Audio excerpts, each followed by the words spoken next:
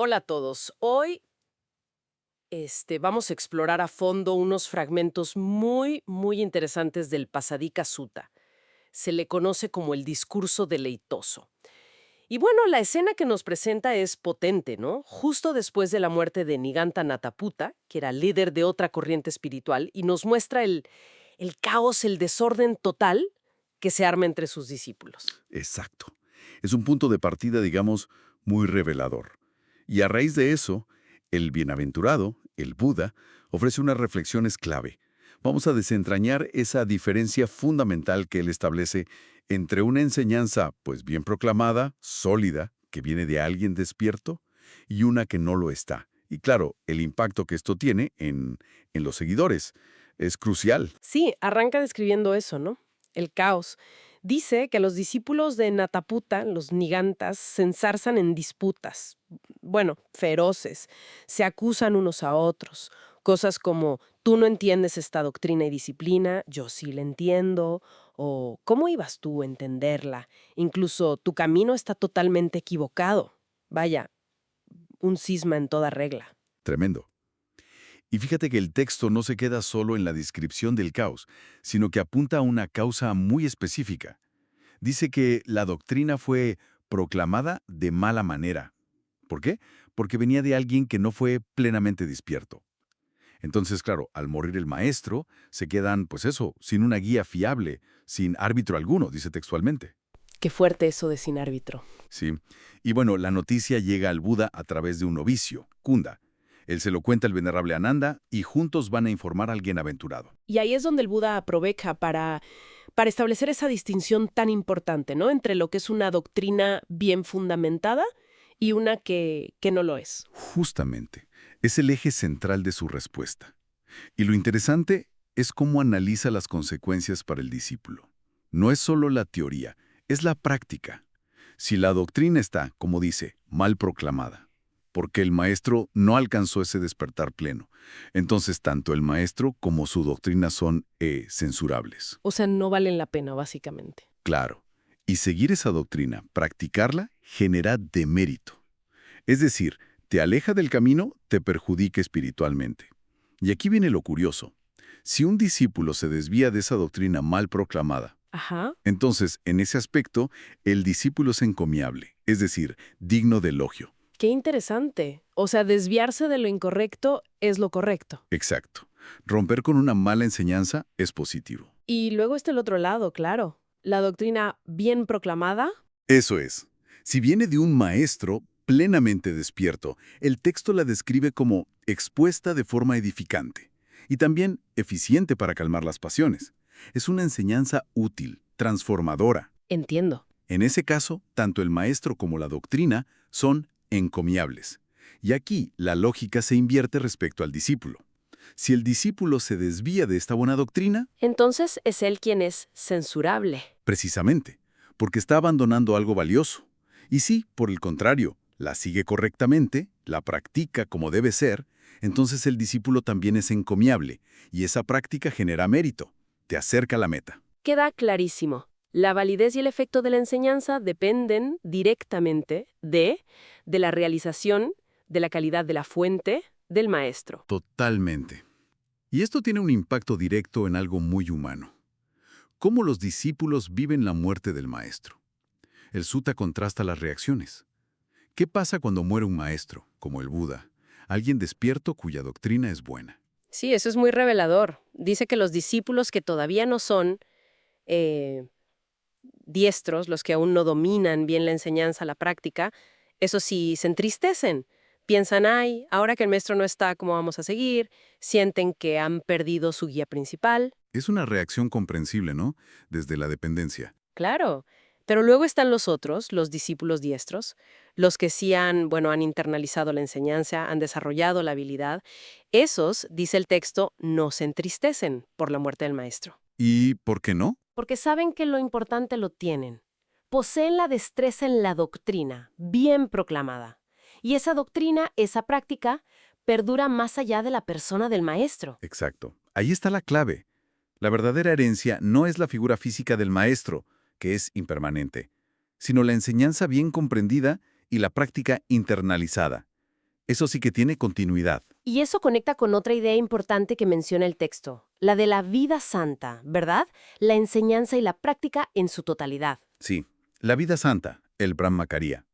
El texto dice que esta es perfecta y completa no solo cuando está el maestro despierto, sino también cuando existen discípulos experimentados.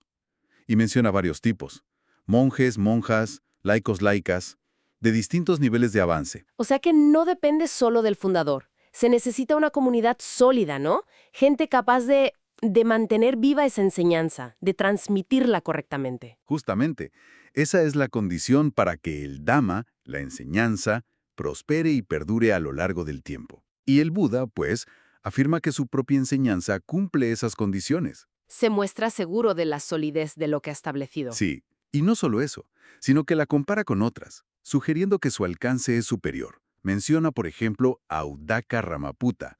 Usando una metáfora interesante, dice que Uddaka proclamaba algo como: mira, pero no ve. ¿Qué querrá decir con eso? ¿Una comprensión superficial?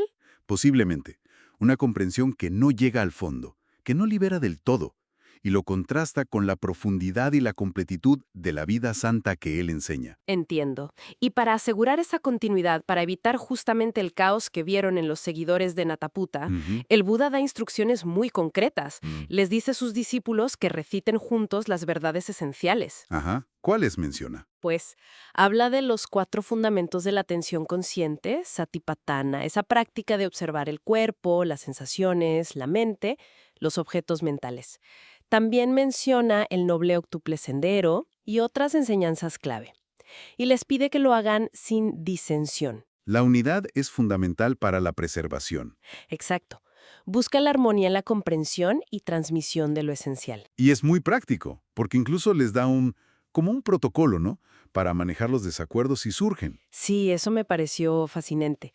Dice que si un compañero monje parece estar equivocado, ya sea en el significado o en la forma de expresar algo, la instrucción es no rechazarlo de inmediato, pero tampoco aplaudirlo sin más. Nada de reacciones impulsivas. Nada. Lo primero es preguntar, buscar la clarificación. Algo como, amigo, si lo que quieres decir es esto, quizás la forma correcta de expresarlo sería esta otra. ¿Cuál crees que encaja mejor? Un diálogo constructivo centrado en la precisión. Exacto. Explicar con cuidado el significado o la expresión correcta. Y solo aplaudir o estar de acuerdo cuando ambos, sentido y expresión, son correctos. Es un enfoque muy maduro, muy pragmático para mantener la cohesión y la fidelidad a la enseñanza original. Totalmente. Y esa misma línea pragmática, ese enfoque en lo útil, se ve también en lo que el Buda decide declarar explícitamente y, Y lo que prefiere dejar de lado, ¿verdad? sí, ese es otro punto crucial del sutta. Se mencionan ciertas preguntas, las famosas preguntas metafísicas, que el bienaventurado intencionalmente deja sin respuesta. ¿Cómo cuáles? Las que tienen que ver con el estado del Tathagata, una forma de referirse a alguien que ha alcanzado la verdad, como él mismo, después de la muerte. Existe, no existe. Existe y no existe a la vez. Ni existe ni no existe. Esas 4 posibilidades. Las clásicas preguntas sobre la eternidad o la aniquilación del ser. Exacto. Y el Buda dice claramente por qué no las responde. ¿Por qué? Porque considera que enredarse en esas especulaciones no conduce al bienestar, ni al Dhamma fundamental, ni a las bases de la vida santa, ni al desencanto, ni al desapasionamiento, ni a la cesación, ni a la calma, ni al conocimiento directo, ni al despertar, ni al nirvana. Vaya lista. O sea que son una distracción inútil para el objetivo principal. Precisamente, no aportan nada a la liberación del sufrimiento, que es la meta. Son curiosidad intelectual, quizás, pero no herramientas de transformación. En cambio, hay cosas que sí declara sin ninguna duda. Claro, y lo dice explícitamente. Las 4 nobles verdades. Esto es la insatisfacción, dukkha. Este es el origen de la insatisfacción. Esta es la cesación de la insatisfacción. Este es el sendero que conduce a la cesación. El núcleo de su enseñanza. El núcleo práctico. Y las declara porque entenderlas y trabajar con ellas sí conducen a todo aquello que las otras preguntas no lograban. Al desencanto, al desapasionamiento, a la cesación, al nirvana. Es como decir, enfoquémonos en lo que funciona, en lo que realmente podemos experimentar y verificar. en lo que resuelve el problema fundamental. Exactamente. Un pragmatismo radical orientado a la liberación. Y también menciona cómo responde a preguntas sobre el pasado, presente o futuro. Dice que solo responde si son cuestiones factuales, verídicas y además provechosas, beneficiosas. Y siempre conociendo el momento adecuado para hablar. O sea, no habla por hablar. Tiene que ser verdadero, útil y oportuno. Correcto. Y para, digamos, cerrar el círculo sobre las especulaciones, el texto enumera un montón de teorías que la gente sostenía en esa época. ¿Sobre qué temas? Sobre el pasado. Si el yo y el mundo son eternos o no eternos, o ambos o ninguno. Si tienen un principio o no. Si fueron creados por un dios o surgieron espontáneamente. Las grandes preguntas cosmológicas y ontológicas. Y también sobre el futuro. ¿Qué pasa con el yo después de la muerte? Si tendrá forma material o no, si será consciente o inconsciente, si perecerá o no. Todas las variantes imaginables. El menú completo de la especulación metafísica. Tal cual.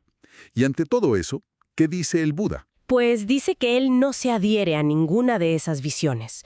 Reconoce que existen, que la gente las sostiene, a menudo aferrándose a ellas, pero él las ha comprendido y las considera su propio entendimiento como superior, como algo que va más allá de esas dicotomías. Las ve como producto de la mente no liberada, podríamos decir. Exacto.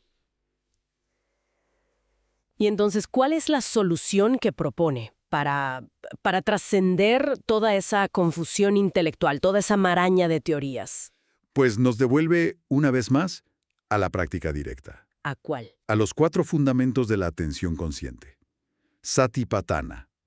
Contemplar directamente, aquí y ahora, la experiencia del cuerpo tal como es. Las sensaciones agradables, desagradables, neutras, tal como surgen y cesan. La mente, los estados mentales con avidez, inavidez, etc., tal como son. Y las formaciones mentales, los objetos de la mente, tal como aparecen y desaparecen. Volver a la experiencia directa momento a momento, sin filtros especulativos. Esa es la vía que él propone para cortar de raíz la tendencia a perderse en especulaciones infructuosas. La atención plena como antídoto. Es realmente fascinante cómo cierra el círculo. Empieza con el caos por una enseñanza mal fundada y termina señalando la práctica directa como la base sólida. Este análisis nos deja muy claro, creo, la importancia crítica que el texto da a la autenticidad de una enseñanza, a que esté vinculada a la realización real del maestro. Y también el papel indispensable de una comunidad de practicantes hábiles, diestros, para que esa enseñanza no se pierda, para que siga siendo efectiva. El contraste entre la confusión post-niganta-natapota y la estructura clara, práctica y sostenible que deja el Buda es abismal. Sí, totalmente. Y nos deja quizás con una reflexión interesante para masticar, ¿no?